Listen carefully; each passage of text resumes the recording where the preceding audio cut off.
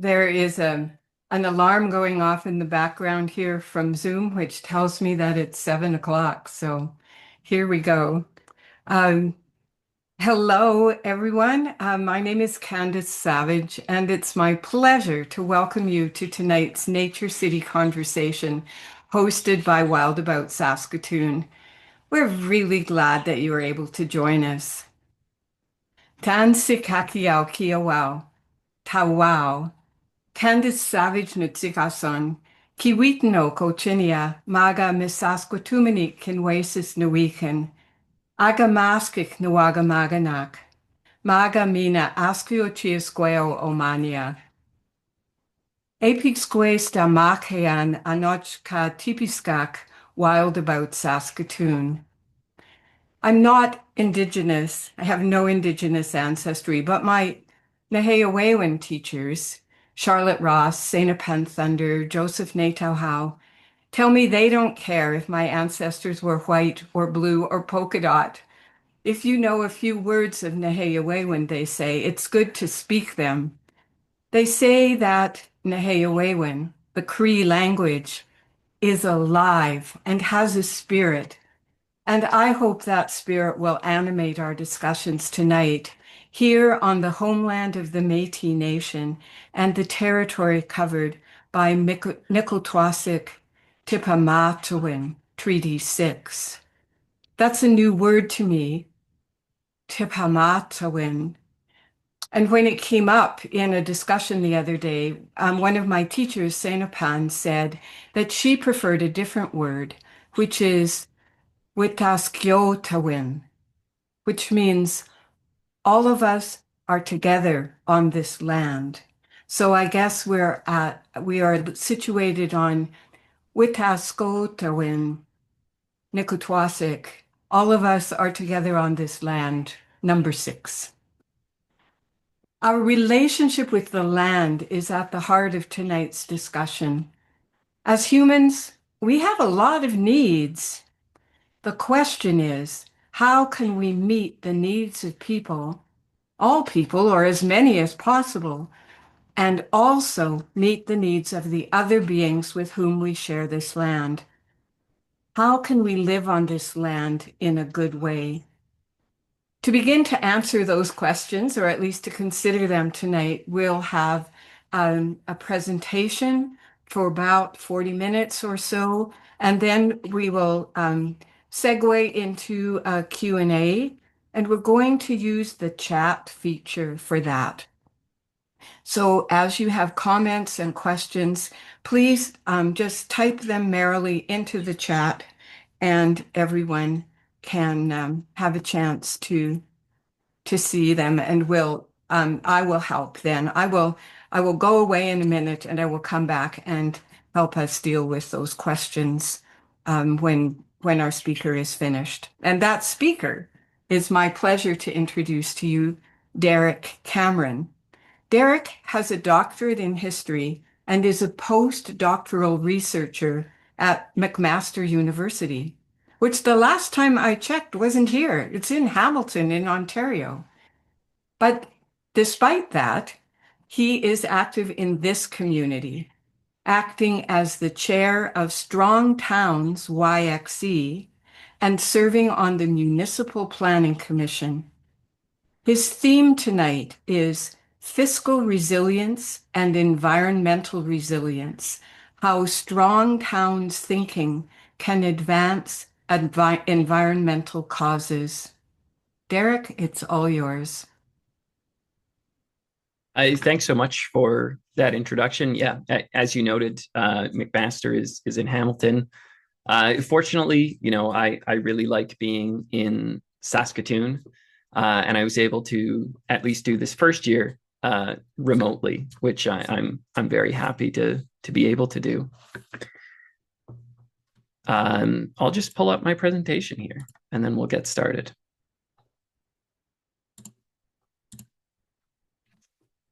So yeah, I was really happy when Wild About Saskatoon reached out to connect on this webinar series. And one of the things I thought about immediately is things that environmentalists have been, struggling with how to talk around the potential Saskatoon Freeway.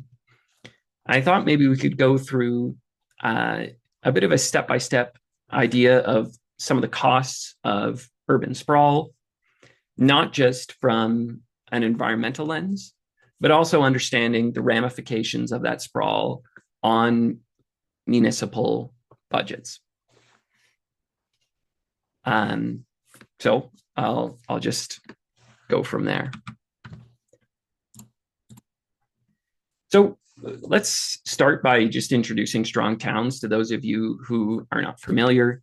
So Strong Towns YXE, we recently received nonprofit status as of January 1st. We are a group of local citizens. We're quite a young group. We've somehow got a wealth of software developers who are really interested in Strong Towns. And one of the key things that Strong Towns looks at is thinking about the growth of cities and asking questions about whether that growth is creating a community that is financially strong and more resilient. So we can see some of the ways that some cities have failed at this, especially recently, as we see the slowdown of the housing market in Toronto and Vancouver. And these are cities that relied on development charges from new buildings that are being built, were used to plug a lot of holes in municipal budgets. But this is something where growth needs to be financially responsible for a city. Otherwise, it can actually undermine the fiscal position of a city. And Strong Towns has a few core campaigns. The one I'm going to speak to most directly today is that one of the campaigns is to end highway expansion, recognizing not only, again, the ways highway expansion can wreak havoc on, say, sensitive environmental areas and ecosystems, but also the costs of building and maintaining highway systems. We're also interested in things like transparent local accounting, incremental housing. So think what we would call missing middle. So that's garden suites, garage suites, fourplexes, sixplexes, the next level up from what's currently built on a site as cities grow and change as they age. We're interested in safe and productive streets. So making sure that our roads are safe for all users of those roads, whether they're pedestrians, cyclists, and of course, people in cars. And finally, and I'll talk about this a bit and its relation to, urban sprawl, but ending parking mandates and subsidies, things that increase the supply of parking in a space. But before we get there, I'd like to have a start by looking at Saskatoon in 1984. So Saskatoon in 1984 looks like this. We don't have Stonebridge yet. We don't have Rosewood. We don't have many of the lands up here in the University Heights area. And the industrial area is quite a bit smaller. So in the 1981 census, Saskatoon is shown to have 122 square kilometers in 1981, and its population density at that time was 1,263 people per square kilometer. If we jump ahead then, we can see Saskatoon in 2020. So pretty close to what it looks like today.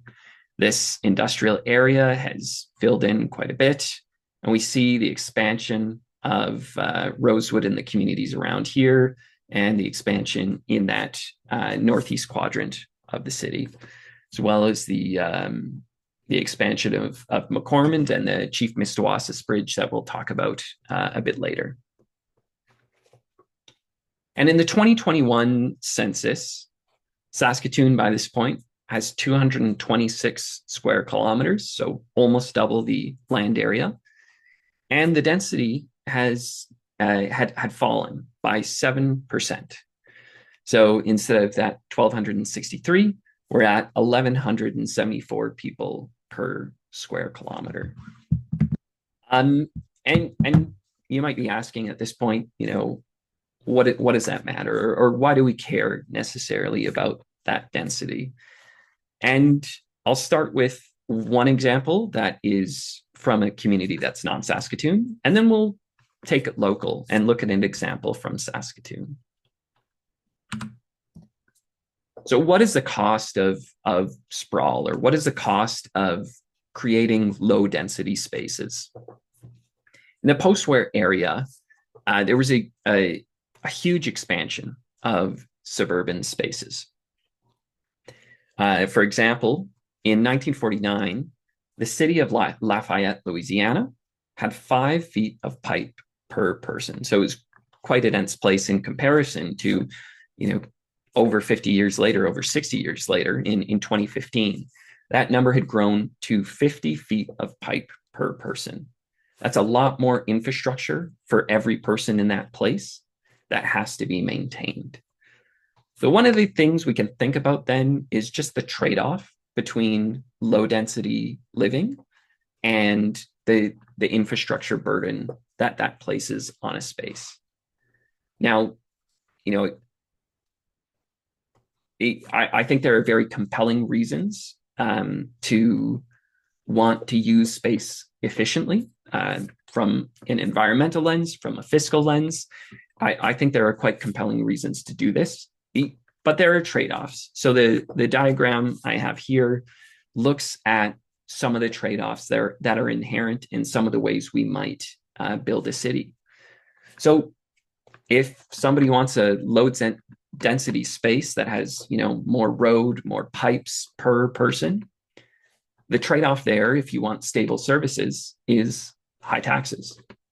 And the trade-off, if you want low taxes, is potentially service cuts. What does the snow clearing look like when you've added hundreds or thousands of kilometers of roads and less people and less property tax base to support those roads?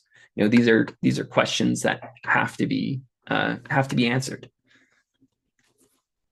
If we go to Saskatoon, I'll just give an example of two different commercial spaces. So on the left, what we're looking at is a block of Broadway that I've highlighted in red.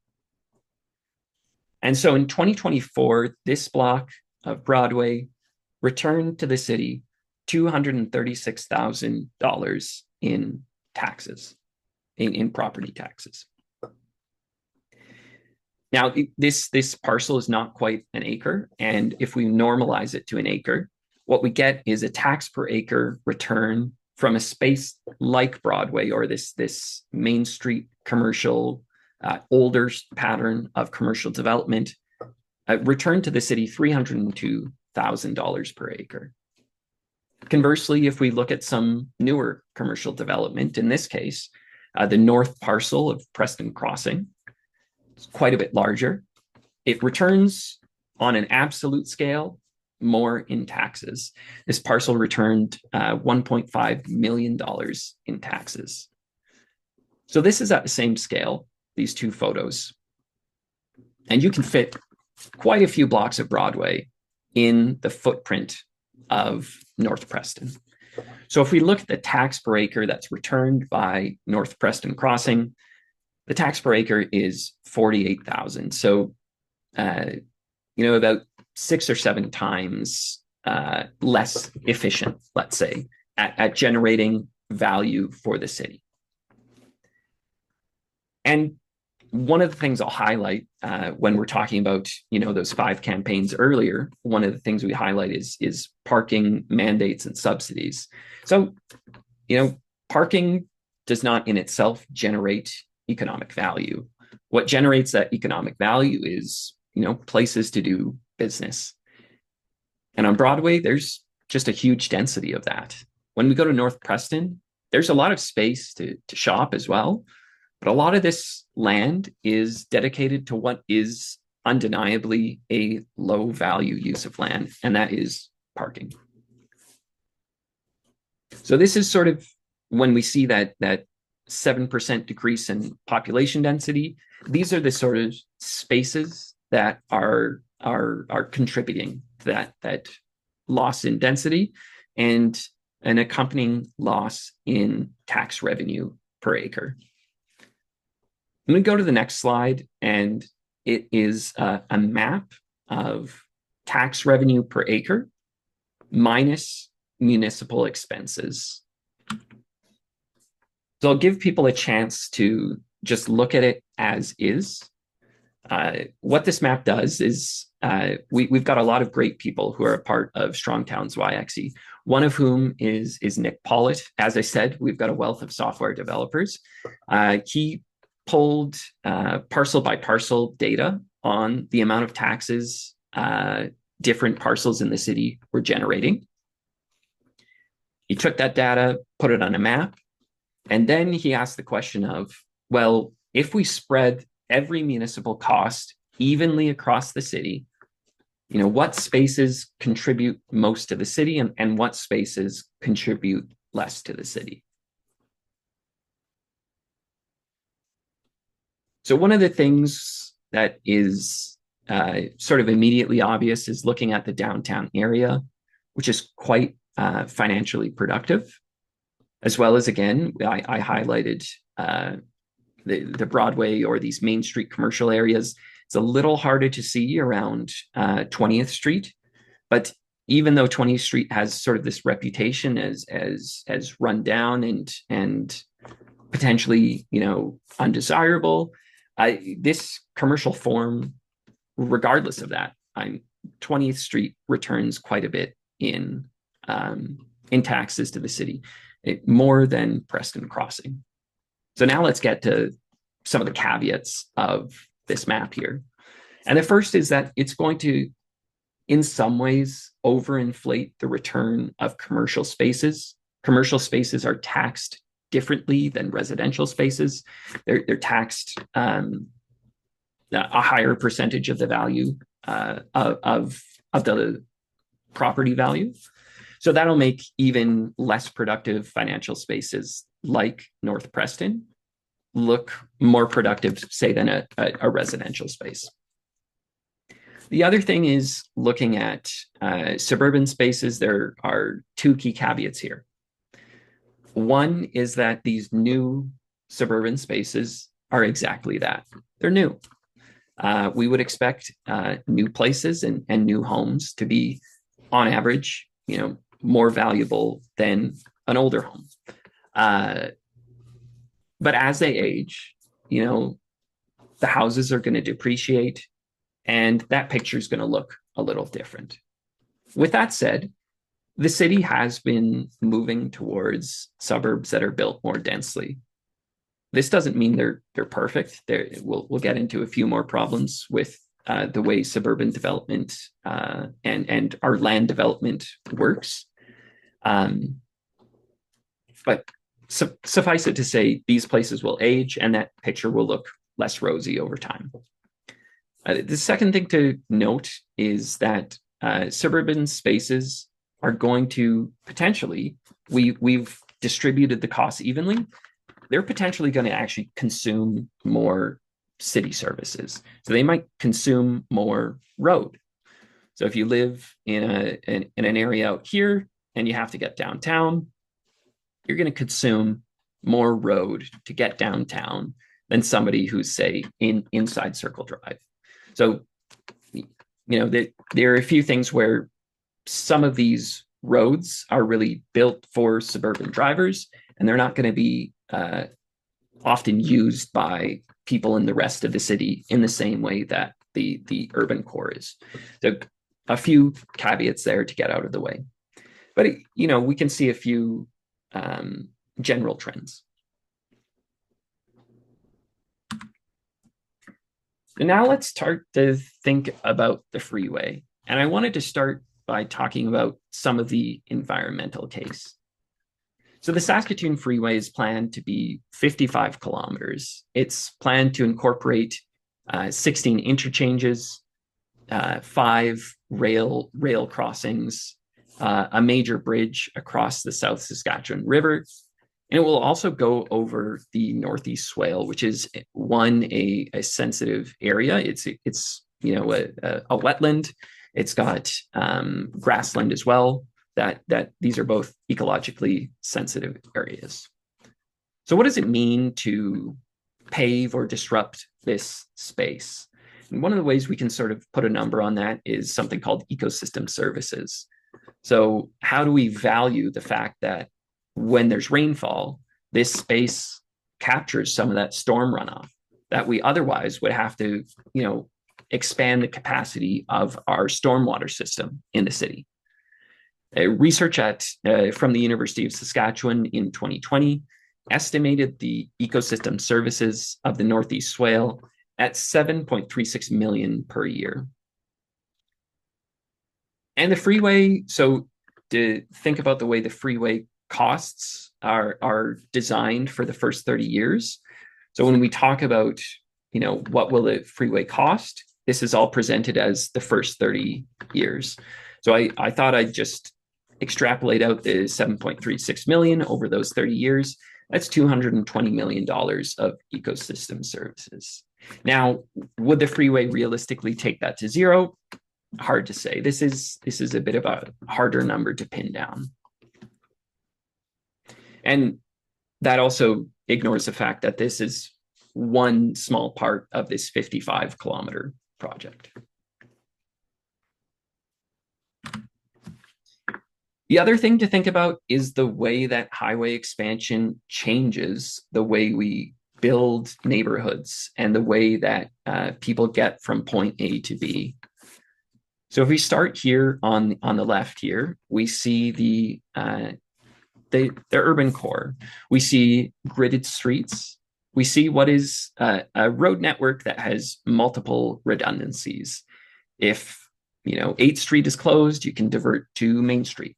If you want to get somewhere and there's a bit of traffic, you can disperse some of that traffic into the rest of this grid network. This is more resilient to disruptions, and it's more connected. If we just move over a little bit to Circle Drive, on the other hand, we see what is effectively, a wall. Main Street, which continues out here, terminates before Circle Drive. And what happens here, instead of traffic being able to disperse, traffic is condensed to these interchanges at Taylor and at 8th Street. So by building highways, we want something that is limited access so that people can drive quickly, so that they can circumnavigate the city. The cost of that, though, is, we can't put an interchange for every intersection. One, there's not enough space, and two, it would be incredibly expensive. So what this does is it makes trips that would have been, on a grid much easier to do, potentially just through walking or through biking or a very short drive. Something like here to here. Now you have to backtrack onto Acadia, onto 8th, if your friend's house is just across the highway. So this is a way that highway expansion and highway projects and things like this disconnect people from each other and naturally sort of lend to people using cars to get around, because it becomes much more convenient. If you're adding an extra kilometer or a kilometer and a half to a trip by walking, you're adding half an hour to your trip each way. That becomes way easier if it's a 5-minute drive to just say, well, I'm going to hop in the car and drive over there instead. And these places that we condense traffic are also dangerous for other road users.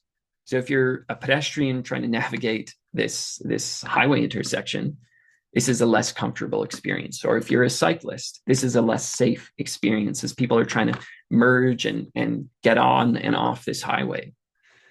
And so what it really leads to is more people choosing to travel by car. So we've not only added on, the cost of this highway, we've reduced connectivity, we've made a less resilient system where you can't just sort of go on to the next part of the grid if there's a shutdown. Any disruption becomes a lot more disruptive. If we close off this 8th, then everybody's next natural place to go to is Taylor.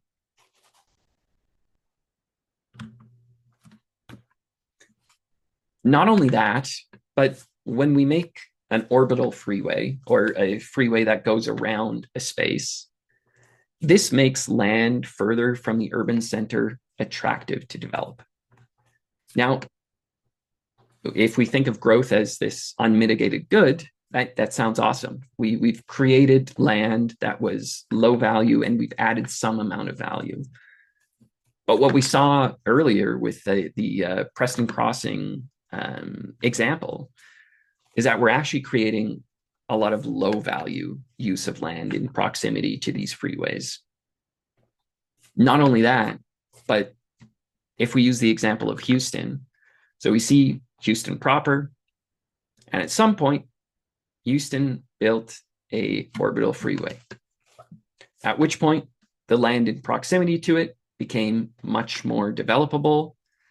And soon, when people are talking about trying to bypass the city, well, the city has grown beyond that freeway. So now we need the second ring of this freeway. And that makes this land more developable. And pretty soon you've got a third ring. And if we think of, our formulas for math, pi r squared, each time you enlarge this freeway space, it adds more miles and not exactly exponentially, but it's not a linear, it might be 20 kilometers, 60 kilometers, and then 180 kilometers as you're expanding the radius of these freeways. So it gets more and more expensive and destructive.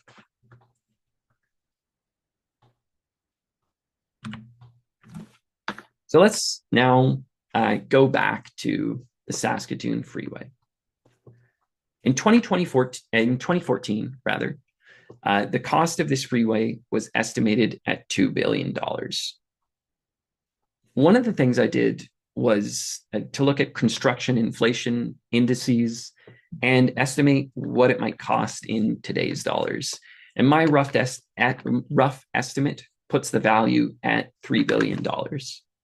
Now, again, this is a contract that is design, build, maintain for 30 years.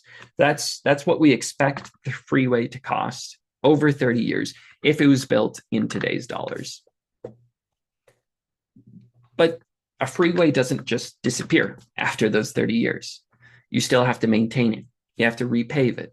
You have to clear snow and ice from the freeway. There's still costs associated with a freeway beyond that period.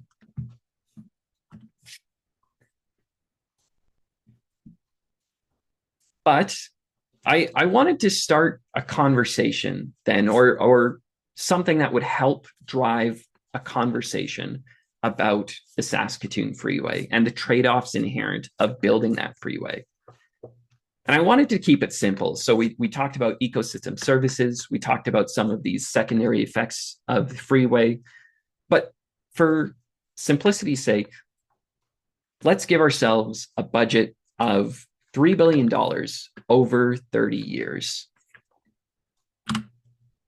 And let's put it into a cost calculator. Before we do that, I guess I should talk about the costs of building something too soon. So let's look at the example of Chief Mistawassus Bridge.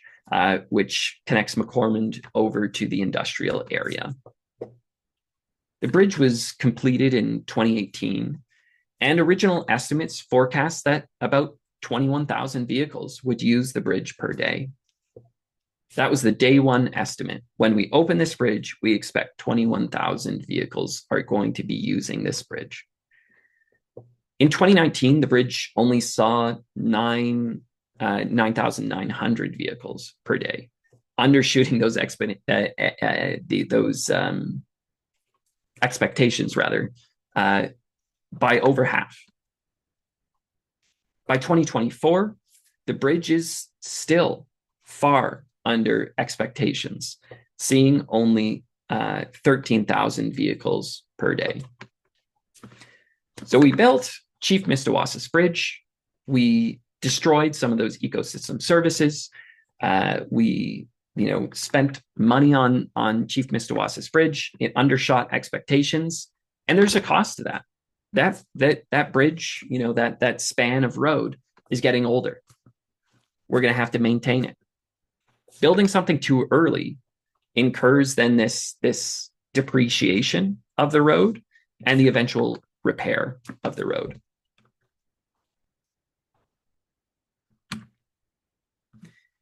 Another thing to think about is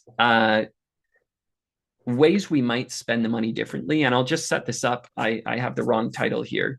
But Strong Towns YXE recently looked at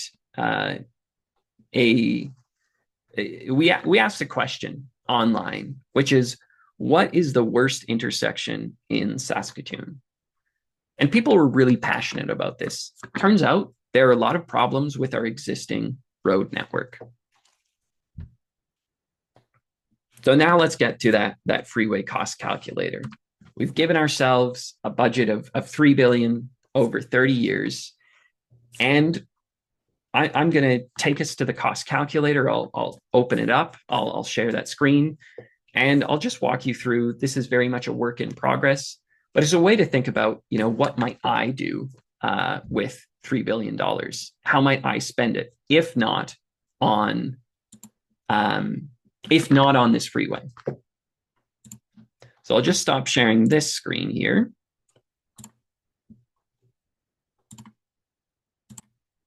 And I'll share this screen. So I've got our cost calculator. Here we go. We've got $3 billion. I'm going to move people's faces out of the way here. There we go. We've got $3 billion. And let's say one of the things you might think of, okay, so we're building this freeway to reduce or deal with increased traffic. Well, what are some other ways we might improve the efficiency or the throughput of Saskatoon's existing road network? Well, you might do some of these active transportation projects. So I've taken this from the list of the city's transportation priorities, the capital list of improvements.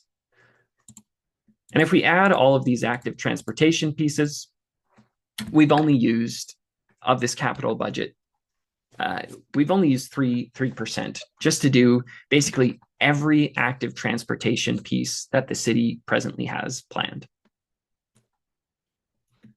And we can think about, not just active transportation, but people have a lot of problems with the north part of Circle Drive and other pieces of our roadway network.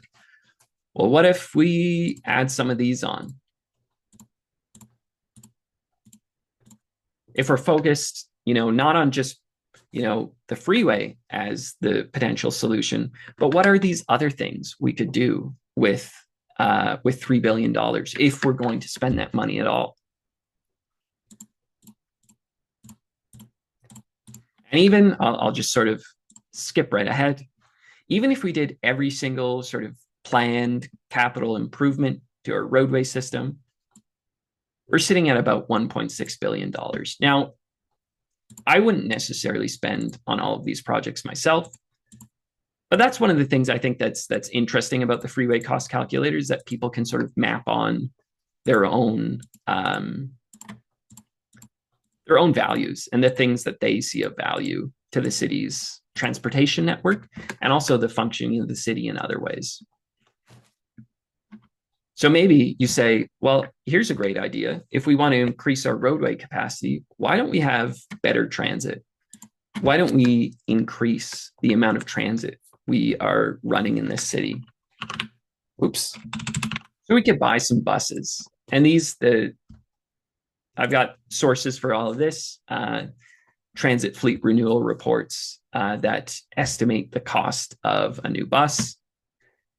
And not only do we have to buy these new buses, we're going to have to fund the operations of new buses. So let's just put a couple of these in here.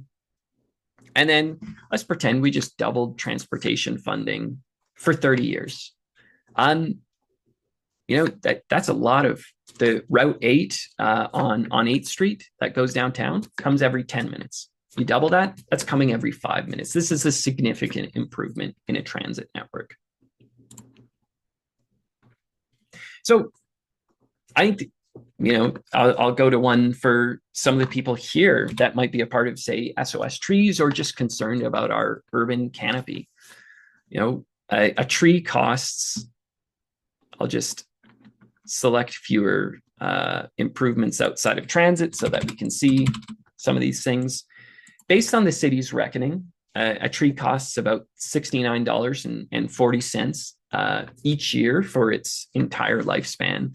So what if we added, let's say, 100,000 trees here?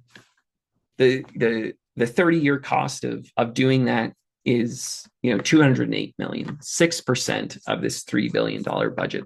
I won't go too much further, but all this to say that when we're thinking about the Saskatoon Freeway and the amount of money that would be needed to build it and maintain it for 30 years, which again ignores every year after those first 30 years, ignores so much about the ecosystem services costs that would be put on the city or lost. There are a lot of other ways we can imagine spending that money on a space that, one, has already been disturbed by human activity, and in ways that can increase the capacity of our road network, if that's what we're worried about. So I just wanted to share that as sort of a conversation starting tool about the freeway. This is something that if you're talking to people about the freeway and you're trying to sort of make the case, I think one of the questions to ask people is, well, these other projects, what if we did those instead to improve our road network?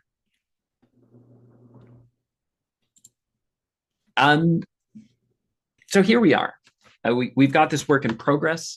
It'd be great to add more things. I have the cost of a firefighter, of adding new firefighters for the city. I'd love to get some information on the cost of new fire engines and as well as the maintenance cost on those new fire engines, to just really give a way for people to visualize how much money is potentially going to be spent on the Saskatoon Freeway and the different ways that could be used.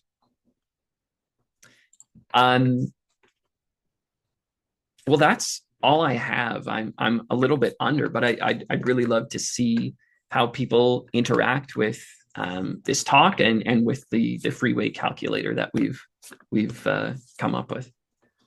Well, there's a lot of enthusiasm for the tool in the chat. Thank you for sharing that. That looks like a lot of work. There's a tremendous amount of information and makes you realize how much money $3 billion actually is. Absolutely. And again, I should sort of say, obviously, so we've got the sources embedded of these costs so that people can go and see that. And it's very much a collaborative project with the people at Strong Towns, looking at city documents to say, yeah, what might this cost? What is the potential cost of all this stuff? And if people are interested in improving that discussion, or they say, well, I want to see maybe how much it might cost for this or that. I mean, I certainly welcome people to look up those things and send documents our way so that we can update this tool and eventually launch it more as a, with a bit of pizzazz. It's a very bare bones tool right now. Make a game of it. There we go. Gamify the climate crisis. Yes. Andrea D has a question for you. Very curious, she writes, about the idea of the increased demand for the highway due to increased number of vehicles. Whoa, now I've lost her. Oh, Right, just one moment here while yeah. we scroll back up. So are we assuming that everyone is just going to be driving in private cars? We'll just switch to electric. So what do you think about the argument about increased demand? So we absolutely have to have this highway at some point. Yeah, I mean, again, let's start with that Chief Mistawassis Bridge, which is to say that our projections about the use of some of this infrastructure is, it's not some revealed knowledge from on high. These are contingent projections. And in the case of Chief Mistawassis Bridge and that portion of McCormick, they were wrong, these projections. Yeah. The other thing to think about here, as sort of Taylor alludes to, is that you get what you plan for to a certain extent. I think one of the things we could think about with the freeway cost calculator is, what does highway use or road use in this city look like? Are we as overburdened if our plan for the future is not a freeway, but investment in high quality transit? Yeah. Which, we had at one point in this province, the Saskatoon or the Saskatchewan Transportation Company, which would really fit well with if we're providing high quality urban transit, inter-urban transit. We even had trains. So exactly, you kind of get what you plan for. So if your plan is more cars and you build towards that plan by building a freeway, again, those projections might be off and you might get less cars than you're planning for, but you're also just creating that capacity when you could be, again, creating not car capacity, but person capacity through, higher order transit. Right. So the whole argument about induced demand, and I like your way of putting it, that you can induce demand for other modes of transportation by making them easy and convenient and pleasant and safe. Absolutely. I'll just read Taylor's comment here. So it's in the report. Studies show that when you reduce the available car-centric infrastructure, you get fewer cars. When you increase it, you get more. The demand is directly connected to how available and convenient it is to drive. When it's less convenient, the people who are able to walk, cycle, and bus are more likely to do so. So, so Andrea is clarifying her question. I guess my question was more focused on reduced availability of fossil fuels going forward, which our current transportation system is designed on. Yes, okay. Yeah, I think going from that sort of angle as well, we should expect that the costs of some of these things will become less tenable, let's say, for fossil fuel related things. And so I think there is, a certain amount of this where we say, well, one, do we want to extract all the resources necessary to replace every single gas-powered car with an EV? Yeah. That is still a lot of resources and environmental harm potentially. So, yeah. Yeah. And electricity doesn't you know, usable Absolutely. electricity doesn't Yeah. come out of thin air. So Right. Colton has made a really excellent point here. A general term for this can be manifesting destiny. You believe something is bound to happen, so you end up acting in ways that make it more likely to happen. Absolutely. I'd like to switch the attention for a minute to housing, Sure. because another aspect of urban boundary expansion, of course, is creating new subdivisions. And we're told by the city planners in Saskatoon that they Mhm. have to do this because, we have a homelessness crisis, we have a housing crisis, we have an affordability crisis. So we must have new houses. And they have to be in these suburban expansion zones. So, how do you respond to that argument? What So, alternatives do we have? People need housing. There's a shortage of housing. Where are people going to live, if not by pushing the city farther out? yeah. So again, this is sort of goes back to one of the other core campaigns of Strong Towns, which is incremental housing. So I think there's a tension sometimes for many people and even for many environmentalists when we talk about the idea that there might be the need for intensification of certain existing areas of the city. Are we going to put up, a fourplex where before there was a single family home, which, that is one way to add space for people. So certainly one of the things that's hard for a city to do is to stop people from coming to the city. That's not really in the control of the city. The mayor was on the radio this morning saying that people are coming to Saskatoon, that we're growing fast here. Yeah. Yeah, and like certainly there's truth to that. People are coming and they need housing. So Yeah. these are things that are true. So the question then is related to some of these trade-offs. So recognizing that we might have to build up, we might have to have, fourplexes, sixplexes.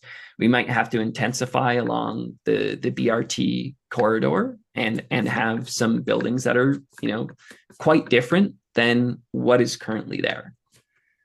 This is one way to add housing without expanding the urban boundary.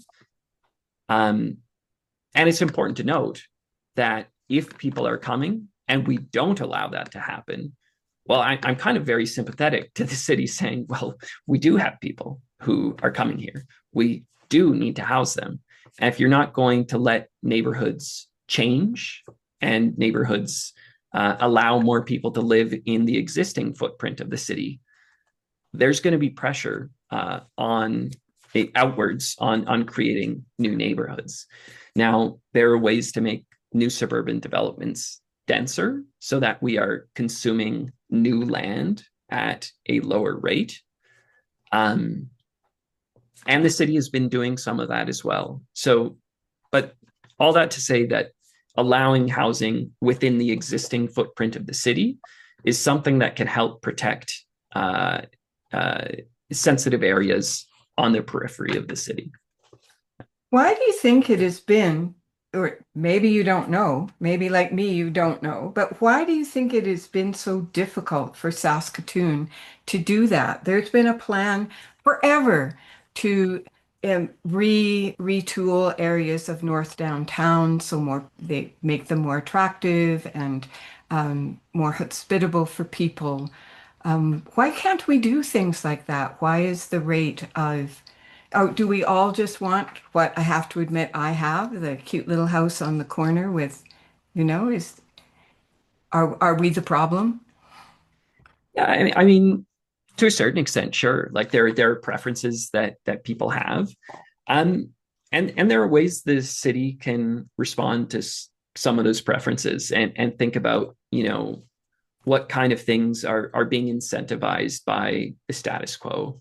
So one thing the city does at present is development charges on new housing. And what they do is they charge by the size of the lot.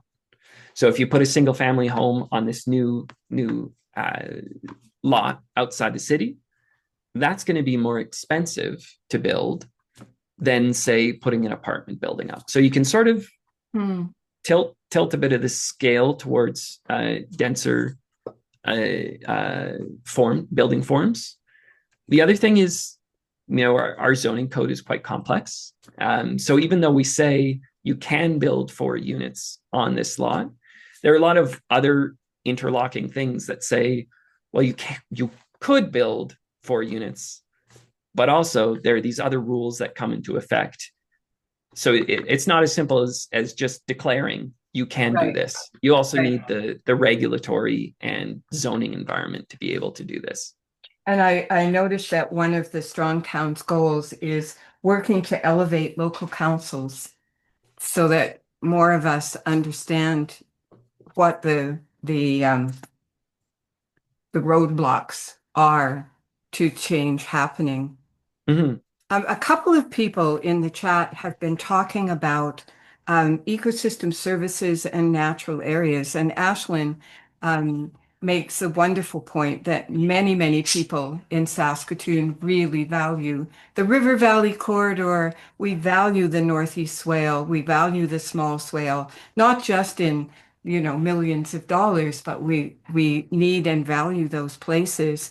And so she points out that one of my many concerns, she says, about the expanded freeway, and I would put in parentheses also urban expansion in around those swales, is that there will be less wildlife in the city due to cutting off the corridor. We will be dulling the jewel of the city, she says.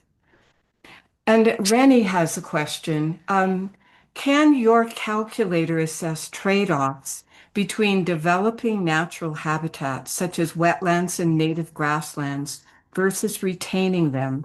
For example, can you compare the short-term economic value of an acre of grassland with its longer-term ecosystem service and resilience benefits?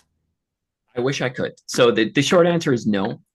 One, because I think I could find a study on the ecosystem services of the Northeast Swale, and it's hard to sort of just find a catch-all number for every bit of area that you might develop. So this calculator, I tried to sidestep a lot of that by just saying we're going to just go with the base number of what is the freeway projected to cost. I wish I could do that, and maybe in the future, we at Strong Towns we've talked about pitching capstone projects or projects for university students to work on in their 4th year, and these sorts of projects are absolutely the type of things that would be really worthwhile for people to explore and to get more of that data on. But no, right now the calculator is just what's the budget of the freeway? That's $3 billion.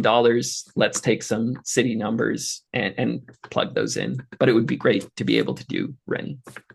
Right. So we do know that there are people within the sustainability division at the city who are doing natural areas asset valuation. So perhaps they will be able to develop numbers that are fine-tuned enough and reliable enough, because that's been another problem, that you can assign a value to an area, but you can't then just plug that number into the city's budget. It doesn't, the actuaries don't like those numbers.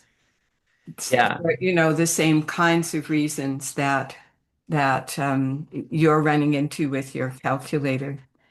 Yeah, I mean, so one of the things that I think that's very interesting that you bring up is this the having sort of a natural asset database for the city.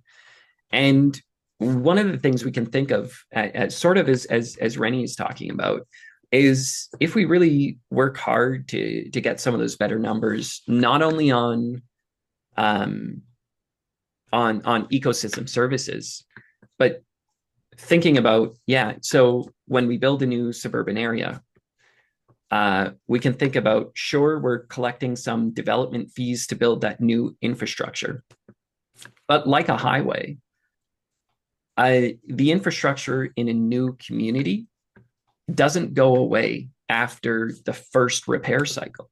So we should be asking questions about when we are expanding and when we're creating plans for a new neighborhood.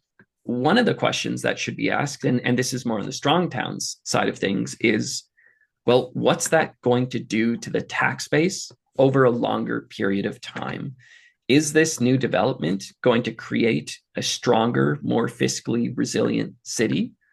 Or is it in 30 or 60 years when things start to fall apart and we have to repave things? Is council going to have to say, we need a 10% budget increase to keep up with this infrastructure? And then if people aren't willing to pay that, then we get, more potholes or less snow clearing. I mean, that's one way to think about it, that fiscal side. But Rennie and yourself sort of allude to another calculation we could be doing as we're building these new neighborhoods, is thinking about the natural asset values and what might be lost, and factoring that in as well. Well, Andrea maybe gets the last word for tonight. She says Sure. we can't create a balanced ecosystem overnight. So some things are invaluable, and yet we have so much trouble giving them value in our systems of calculation. However, your system of calculation is nonetheless very revelatory, and I can't wait for you to turn this kind of detailed attention towards some of the other decisions that the city is currently making about residential and commercial expansion on both sides of the river to the north. Um, so more power to you, more strength to strong towns. There we go. Well, thank you. Yeah, thank you very much. This has been a very stimulating and revelatory discussion. We could go on a long time, but you know, it's an hour. An hour is our Yeah. is our allotment. I see lots of applause here and hearts even. Um, we're really, really grateful to you, Derek, for all the work you've put into this and especially for being with us tonight. I should tell you that there will be a recording of this presentation. It will be available through Wild About Saskatoon social media and on our website. Maybe not tonight because I think I'll go to bed now, but by tomorrow we'll have that up and available. And you can also on our website find recordings of our past programs. In January, we did one on befriending urban birds, which was also really excellent. And I hope that you will have a chance to go and find that. On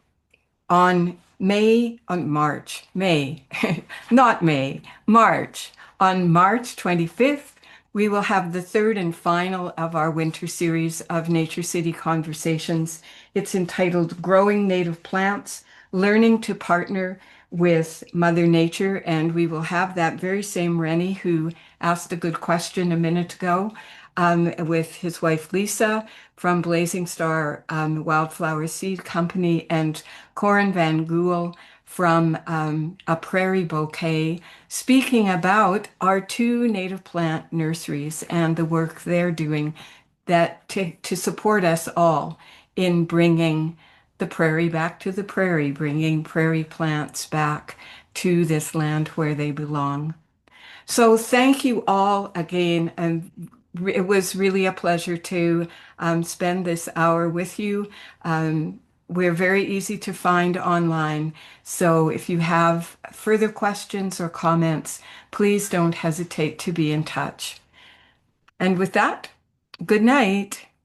All right. Good night. And thanks once again. It was really great to connect with another organization here and do this talk. Have a good night. Good night.